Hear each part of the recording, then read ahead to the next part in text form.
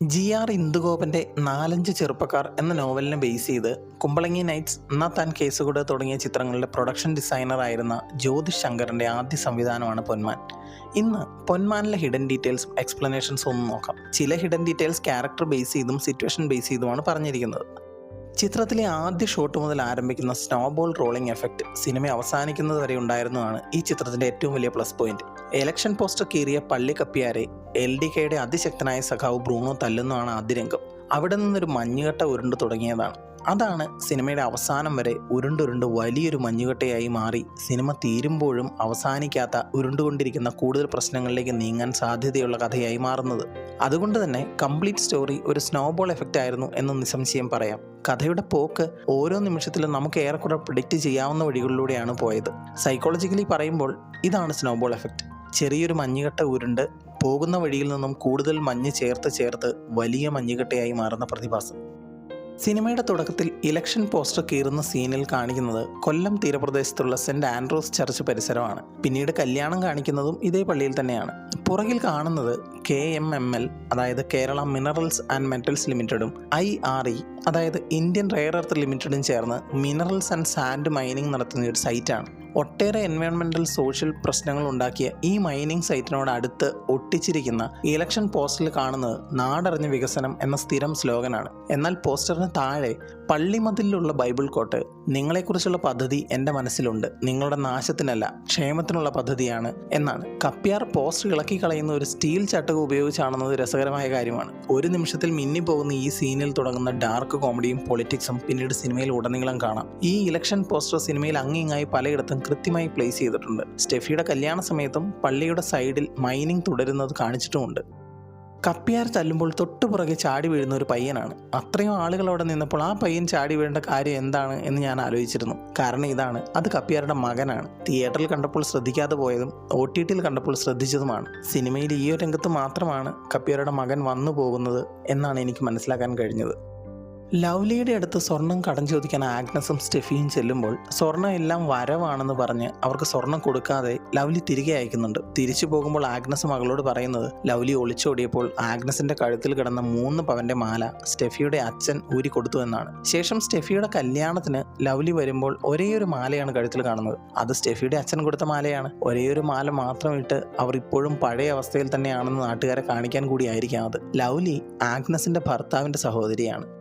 മരിയാനയുടെ അച്ഛനും അമ്മയും സ്റ്റെഫിയെ കാണാൻ വരുമ്പോൾ മരിയാനയുടെ അച്ഛൻ റോബർട്ട് ബ്രൂണോയോട് വീടിന്റെ അതിരിനെ പറ്റി ചോദിക്കുന്നുണ്ട്. ബ്രൂണോ വലിയ താല്പര്യമില്ലാതെ തലയാട്ടുക മാത്രമാണ് ചെയ്യുന്നത്. ലവ്ലി ആന്റിയുടെ വീട്ടിൽ പോയി വരുമ്പോൾ ബ്രൂണോയെ ഊഞ്ഞാലിൽ നിന്ന് ചവിട്ടി വീഴ്ത്തി ആഗ്നസ് പറയുന്നത് വാടക വീട്ടിൽ നിന്ന് ഇറങ്ങി പോകേണ്ടി വരുന്നതിനെ പറ്റിയാണ്. അതായത് അവർ താമസിക്കുന്നത് വാടക വീട്ടിലാണ്, അത് അവരുടെ സ്വന്തം വീടല്ല എന്ന സത്യം മറച്ചു വെച്ചാണ് സ്റ്റെഫിയുടെ കല്യാണം നടത്തുന്നത്.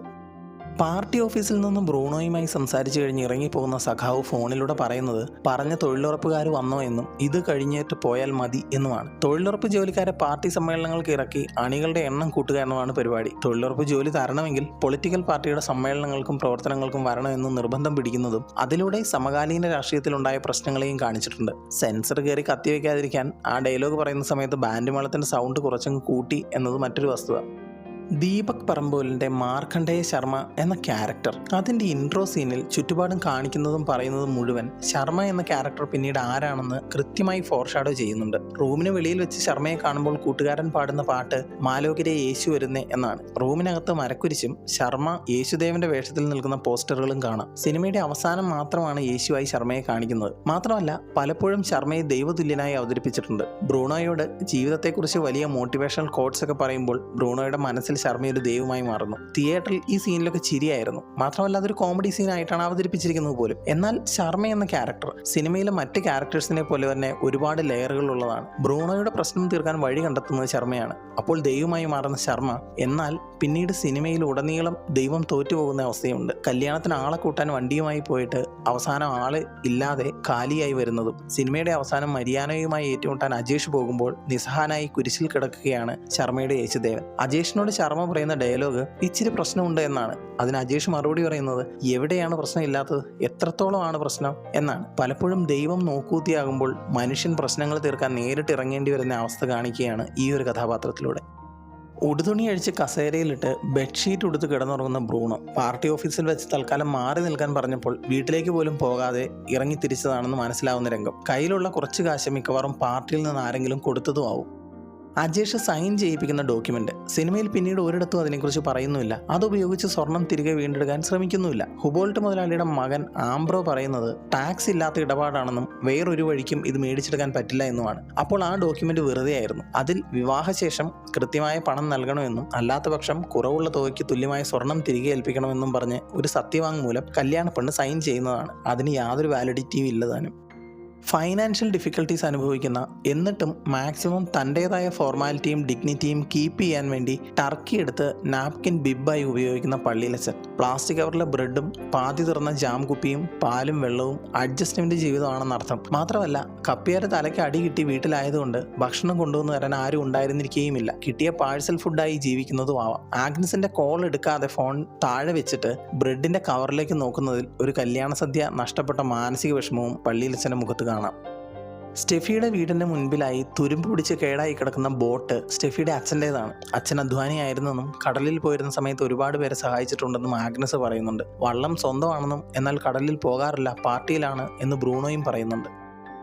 സ്റ്റെഫി ഗ്രാഫ് എന്ന ക്യാരക്ടർ സ്റ്റെഫിയുടെ ജീവിതം ഒന്ന് നോക്കുക. പഠിപ്പും വിവരവുമുള്ള ഒരു ബന്ധത്തിന് വേണ്ടി കാത്തിരുന്ന് അവസാനം 32ാമത്തെ വയസ്സിൽ കിട്ടിയ ബന്ധത്തിന് തയ്യാറാവുന്നു. പെണ്ണ് കാണാൻ വരുമ്പോൾ മരിയാനയുടെ അമ്മ ലൂസിയും സ്റ്റെഫിയുടെ അമ്മ ആഗ്നസുമായി സ്ത്രീധനത്തെക്കുറിച്ചുള്ള ചർച്ചകൾ നടക്കുമ്പോൾ സ്റ്റെഫി അവിടെ നിന്നും മനഃപൂർവ്വം മാറിപ്പോകുന്നുണ്ട്. തനിക്ക് അവകാശമില്ലെന്ന് അറിഞ്ഞിട്ടും 25 പവൻ സ്വർണം കാണുമ്പോൾ സ്റ്റെഫിയുടെ മുഖത്ത് സന്തോഷമാണ്. കല്യാണം കഴിഞ്ഞ് ചെല്ലുന്ന വീട്ടിൽ ഒരുപാട് പ്രശ്നങ്ങൾ ഉണ്ടായിട്ടും പിടിച്ചു നിൽക്കാൻ വേണ്ടി സ്വർണം തിരികെ തരില്ല എന്ന് പോലും പറയാൻ സ്റ്റെഫി മടിക്കുന്നില്ല. എന്നാൽ ഏതാണ്ട് ഒരാഴ്ചത്തെ സംഭവങ്ങൾക്ക് ശേഷം ആ വിവാഹ ബന്ധം പോലും വേണ്ടെന്ന് വെച്ച് ഒരു രാത്രിയിൽ സ്റ്റെഫി അവിടെ നിന്ന് ഇറങ്ങിപ്പോവുകയാണ്. അതും കിട്ടിയ സ്വർണത്തിന് യാതൊരു വിലയുമില്ല എന്ന് തിരിച്ചറിഞ്ഞുകൊണ്ട്. സിനിമ തുടങ്ങി തീരുന്നതുവരെ മെയിൽ ഡോമിനേറ്റിംഗ് സൊസൈറ്റിയിൽ വിദ്യാഭ്യാസവും വിവരവും ഉണ്ടായിട്ടും അടിമയെപ്പോലെ ജീവിക്കേണ്ടി വരുന്ന സ്റ്റെഫി അവസാന നിമിഷം ധൈര്യപൂർവ്വം ഭാവി തിരഞ്ഞെടുക്കുന്നു.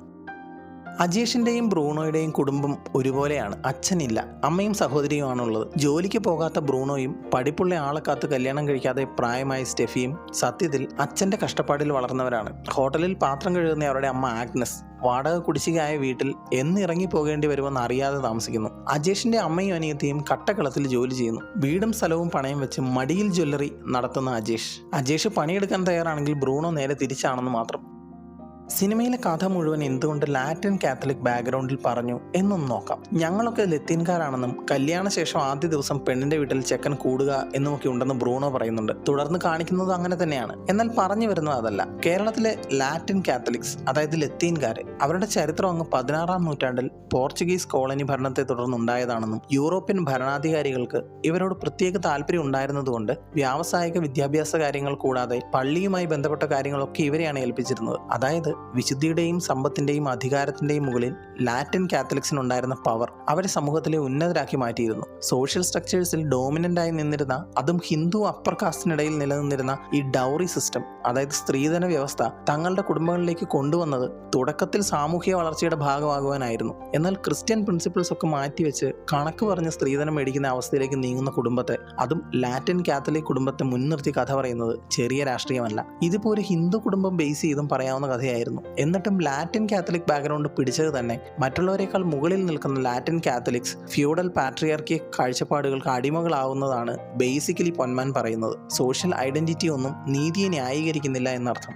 ഇനി ചെറിയൊരു അനാലിസിസ് പാർട്ടാണ്. കഥയിൽ കൺമുമ്പിൽ വരുന്ന സകല ക്യാരക്ടേഴ്സും വ്യക്തിപരമായി വളരെ സത്യസന്ധരാണ്. വർഷങ്ങൾ കൊണ്ട് ഉണ്ടാക്കിയെടുത്ത സൽപ്പേരിനെ കുറിച്ചും വീട്ടിൽ കയറി കട്ടുകൊണ്ട് പോവുക എന്നത് അജേഷ് ചെയ്യില്ല എന്നും പറയുന്നത് അയാളുടെ സത്യസന്ധതയാണ്. ബ്രൂണോയ്ക്ക് പാർട്ടിയോടുള്ള കമ്മിറ്റ്മെന്റ് ഇടുന്ന ഷർട്ടിലും ഫോൺ കവറിലും തുടങ്ങി ഹെൽമെറ്റിൽ വരെ ചെഗുവേരയെയും പാർട്ടിയെയും കൊണ്ടു നടന്ന സഖാവ്. എന്നാൽ അതേ സഖാവിനെ മതത്തിനെയും ദൈവത്തിനെയും വിശ്വാസമില്ലാത്ത പാർട്ടിക്കാർ അതേ കാരണം പറഞ്ഞ് പുറത്താക്കുന്ന സിറ്റുവേഷൻ, ചെയ്യുന്ന ജോലിയോടുള്ള മരിയാനയുടെ പ്രതിബദ്ധത, അങ്ങനെ ഓരോ ക്യാരക്ടേഴ്സ് നന്മയും തിന്മയും ഇടകലർത്തി ഗ്രേ ഷെയ്ഡിൽ നിലനിർത്തിയിരിക്കുന്നത് തന്നെ പ്രേക്ഷകന് നൽകുന്ന എക്സ്പീരിയൻസ് ചെറുതല്ല. മകളുടെ വിവാഹം നടത്താൻ വേണ്ടി ആഗ്നസ് കഷ്ടപ്പെടുന്നതും സ്വന്തം മകളുടെ ആദ്യ രാത്രിക്ക് കാവലിരിക്കേണ്ടി വരുന്നതും അവരുടെ നിസ്സഹായത കാണിക്കുന്നുവെങ്കിലും പിറ്റേന്ന് തന്നെ അവർ തകിടം മറിയുന്ന സ്വഭാവമാണ്. പാവമാണെന്ന് കരുതിയ സ്റ്റെഫി പോലും സിറ്റുവേഷൻ അനുസരിച്ച് ചേട്ടനെ തള്ളി പറഞ്ഞ് പെരുമാറിയത് അജേഷിനെയും ബ്രൂണോയെയും മാത്രമല്ല ഞെട്ടിക്കുന്നത്, ഒപ്പം നമ്മളെയും കൂടിയാണ്. ഓരോ കഥാപാത്രങ്ങളും മറ്റാരോടോ ഒക്കെ ഒന്നല്ലെങ്കിൽ മറ്റൊരു രീതിയിൽ ഡിപ്പെൻഡന്റ് ആണ്. ഉത്തരം കിട്ടാത്ത ചോദ്യങ്ങൾക്ക് വേണ്ടി അലയുന്ന കഥാപാത്രങ്ങളാണ്. സിനിമയാണ്. ഒരു നിമിഷത്തെ നോട്ടം കൊണ്ടോ സീനുകൾ കൊണ്ടോ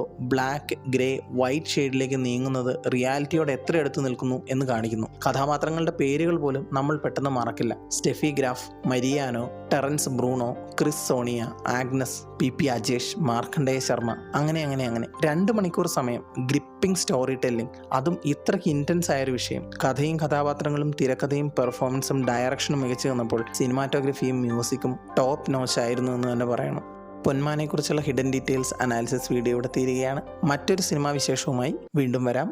thanks for watching. Bye bye guys.